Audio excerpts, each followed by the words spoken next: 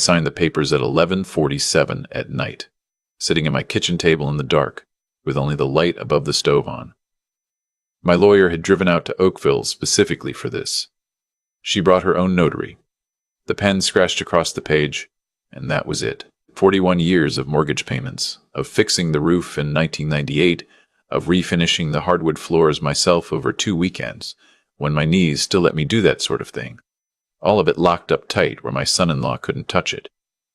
He had no idea I'd figured it out. Let me go back to the beginning. My name is Gordon. Wait, no. My name is Alistair. Alistair Bryce. I'm 68 years old. I live in Oakville, Ontario, in the same house I bought with my late wife, Helen, in 1983. We paid $147,000 for it. The neighbors think it's worth somewhere around $1.4 million now. I don't think about that number much. It's a house. It's where Helen planted her garden. It's where our daughter Moira learned to ride her bike in the driveway and scraped both knees so badly she still has the scars. Helen died 22 months ago. Ovarian cancer. She was 64. We had no warning, or rather the warning came so late it was almost the same as no warning at all. 8 months from diagnosis to the end. I'm not going to describe those 8 months. Some things you keep. Moira was here for most of it. She drove in from Hamilton every weekend, sometimes twice a week. Her husband Trent came when he could, which was less often than you'd think given that they don't have children, and he works from home. But I didn't say anything about that. You don't keep score when your wife is dying. After the funeral, after the relatives went back to wherever they came from, and the casserole stopped arriving, and the sympathy card stopped, and the house got very, very quiet, I made myself a schedule. It's the only thing that kept me upright those first few months. Coffee at 6:30. Walk along the lakefront path by 8. Grocery shopping on Wednesdays. My friend Desmond, who I've known since we worked together at the steel company in the 90s, we started having lunch every Thursday at a diner on Lakeshore. It was something to look forward to. Moira called every Sunday evening. We talked for an hour, sometimes more. She'd tell me about work. She manages a dental office in Hamilton, and about the renovations she and Trent were doing on their house. And she'd ask about whether I was eating properly, whether I'd been out, whether I'd called Dr. Mehta about my blood pressure. For about 14 months, this was my life, and it was enough. Then, last February, she called on a Tuesday. Her voice was strange, tight in a way I recognized.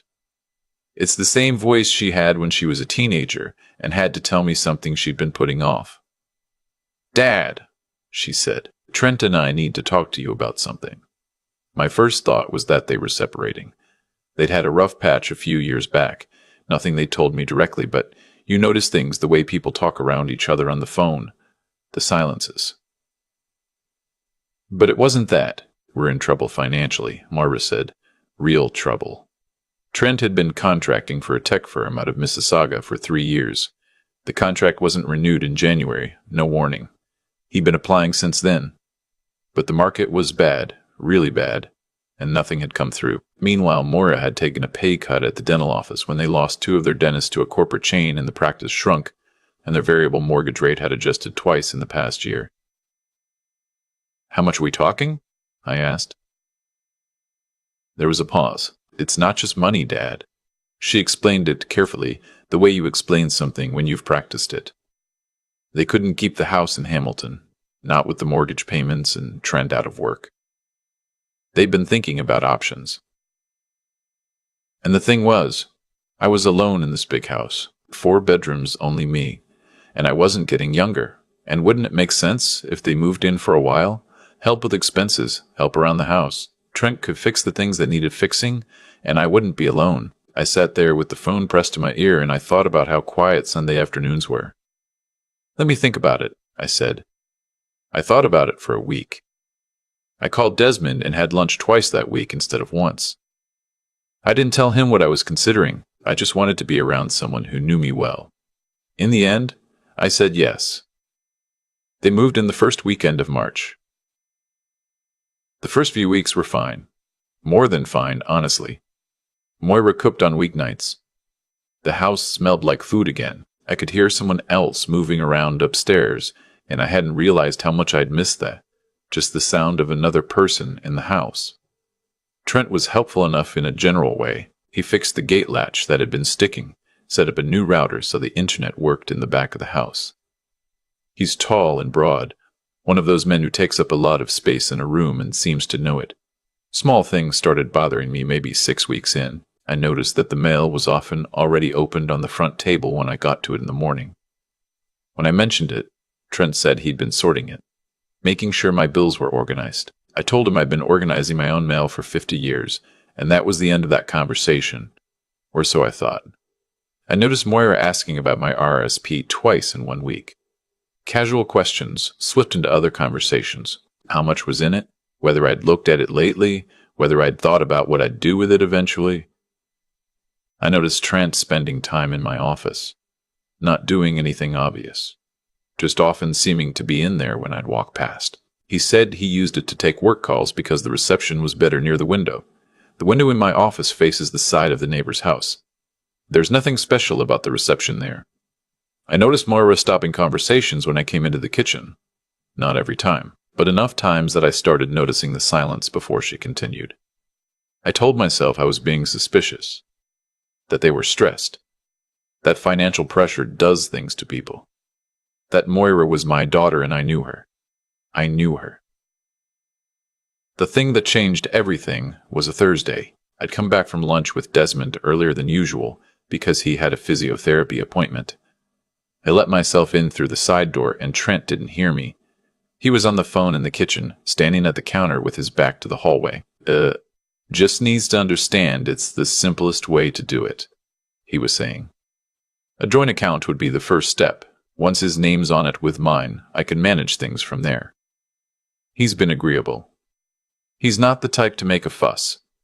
He laughed. Whoever was on the other end of the phone said something. The house is the main thing, Trent said. Everything else is secondary. I stood in the hallway for a moment. Then I went back out the side door as quietly as I'd come in. I sat in my car in the driveway for 20 minutes. I called my lawyer from the car. Her name is Suzanne Bakshi, and she had handled Helen's estate and our wills, and I trusted her the way you trust someone who's been professionally honest with you for 15 years. I didn't go back inside until I'd spoken to her. She told me to come to her office the next morning and not to say anything in the meantime about anything financial, not to agree to anything, not to sign anything. And Alistair, she said, write down what you just told me. Exact words as close as you can remember. Tonight. I wrote it down. Suzanne's office is on Trafalgar Road, above a dry cleaner. She was waiting for me when I arrived, and she closed the door and let me talk. When I was done, she was quiet for a moment. Has Moira seemed different to you? She asked. Not Trent. Moira. I didn't answer right away. The honest answer was complicated. She seemed worried, I said. She's been worried since they moved in. But not about the same things she used to worry about. Suzanne nodded. She told me a few things about Ontario state law. She explained what a joint account actually means legally, that the other person has full access and full legal claim to those funds, not merely signing access in an emergency. She explained that a continuing power of attorney for property in Ontario grants sweeping authority and can be obtained under conditions that are difficult to challenge later, if not properly witnessed. She told me she'd seen families in situations like this one, and that the progression tends to follow a pattern. I asked her what I should do. We're going to protect your assets properly, she said. A real estate lawyer I trust, new documents, a proper inter vivos trust where you maintain full control. We'll put the house in a structure Trent can't touch regardless of what else happens. And there's someone I want you to speak with. A man named Clive Worthington. He consults on elder financial exploitation cases. He works with the OPP and the Seniors Abuse Line. I told her that felt extreme. It probably is extreme, she said. I hope it is. But Alistair, what you heard in that kitchen is not nothing. Describing you as not the type to make a fuss. Talking about the house as the main thing. That's a man who's made a plan. The question is how far along the plan is.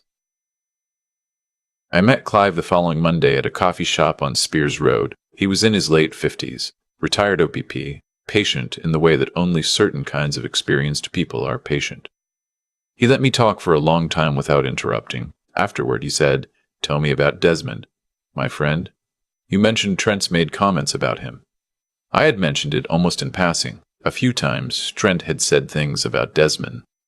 That he seemed like a lonely guy who talked a lot. That he was probably not great for my blood pressure. That old friendships could be draining. Nothing you could point to.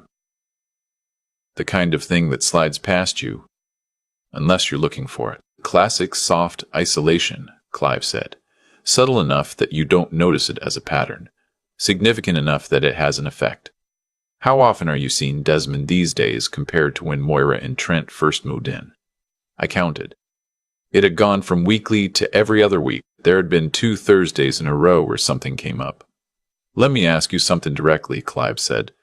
"Do you feel like you can make decisions freely in your own home right now?" I sat there with my coffee and I thought about it honestly. "Less than I used to," I said. Clive outlined what he wanted to do.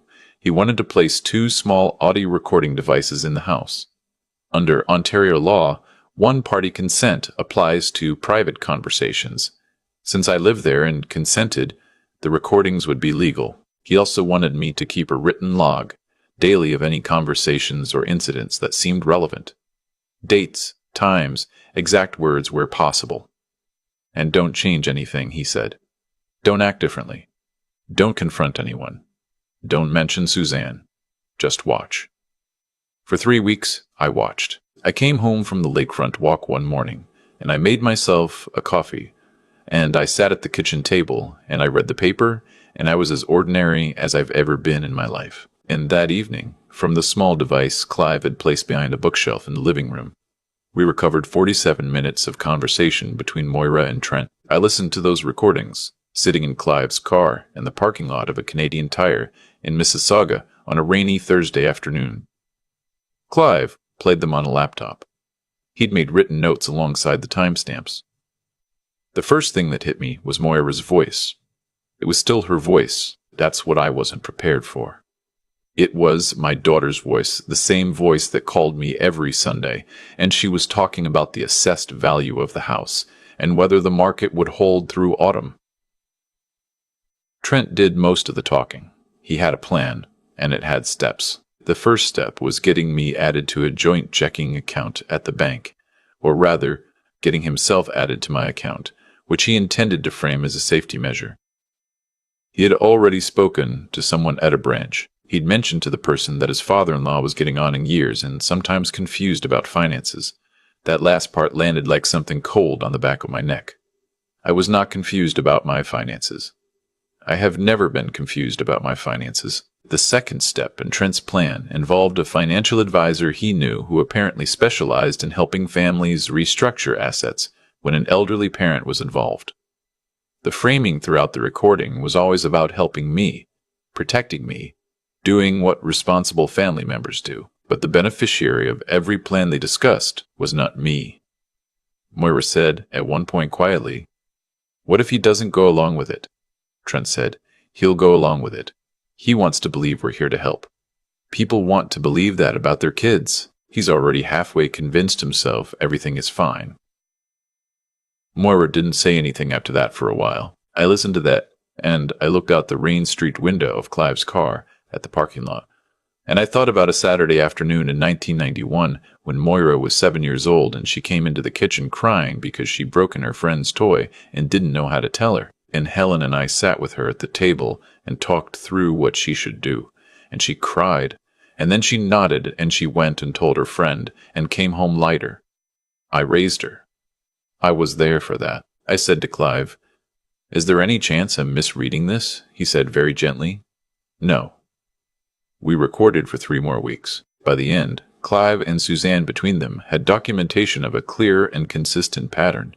Trent's conversations with a financial advisor about consolidating my assets under a power of attorney. Moira's conversation with her cousin about the situation with Dad and how they expected it to be resolved by the end of the year. Trent's second call, this time recorded, where he described me as cooperative and said the groundwork was almost done. There was a conversation 11 days before the end, where Trent told Moira that once the house was transferred into a joint ownership structure, he'd already had a lawyer sketch out. They could list it within 6 months. He'd already spoken to an agent. He thought they could get $1.35 million in the current market. He had a number in mind for what they'd put me in, a retirement residence in Burlington. A decent one, nothing embarrassing, around $4,200 a month. Moira said, he's going to be devastated. Trent said, he'll adjust. It'll be a relief for him, honestly. He's rattling around in that house alone. This is practical. I don't know why that one hit hardest. Maybe because it was so certain. He'll adjust. Not a question, not a doubt. He'll adjust. The way you talk about moving furniture. Suzanne and Clive and I met 3 times in the final 2 weeks to plan. Suzanne had already had the house placed into a proper trust structure, a legal, ironclad instrument under Ontario law, where I am the sole trustee and Desmond, and a certified professional trustee are named as successors. It had been registered with the province. The house was no longer something that could be transferred without my explicit written consent, verified by a neutral third party. Then we set a date. I came home on a Friday afternoon and I told Moira and Trent I'd been having some trouble sleeping, that I'd been thinking about what they'd said, that maybe they were right, that I needed to think about the future more seriously. I said I'd like to sit down with Trent's financial contact, that I was ready to listen. Trent's expression when I said that, I've thought about it since. It was practiced. He nodded slowly, carefully, the way a person does when they don't want to look too pleased. Reschedule the meeting for the following Wednesday afternoon. On Wednesday morning, before they were up, I drove to Suzanne's office and signed the final documents confirming the trust instrument and my full legal capacity. Suzanne notarized everything. She had a colleague present as a second witness. At 2 o'clock, Moira and Trent sat down at the dining room table across from me. Trent had brought a folder. He set it on the table the way people set down something they've been carrying for a long time. I had also invited people. Suzanne sat to my right. Constable Renee Afalabi from Halton Regional Police sat to my left. She handled financial crimes and elder abuse cases, and Clive had worked with her before. A representative from the senior safety line who Clive knew, a woman named Iris, sat near the window. Desmond, who is a retired Crown attorney and knows more about Ontario law than most people who practiced it, sat at the far end. Trent looked at each of them in turn. Then he looked at me. "What's going on?" he said. "I was hoping you could tell me," I said. We played 23 minutes of the recordings. Not all of them. Just the ones Suzanne and Clive had selected.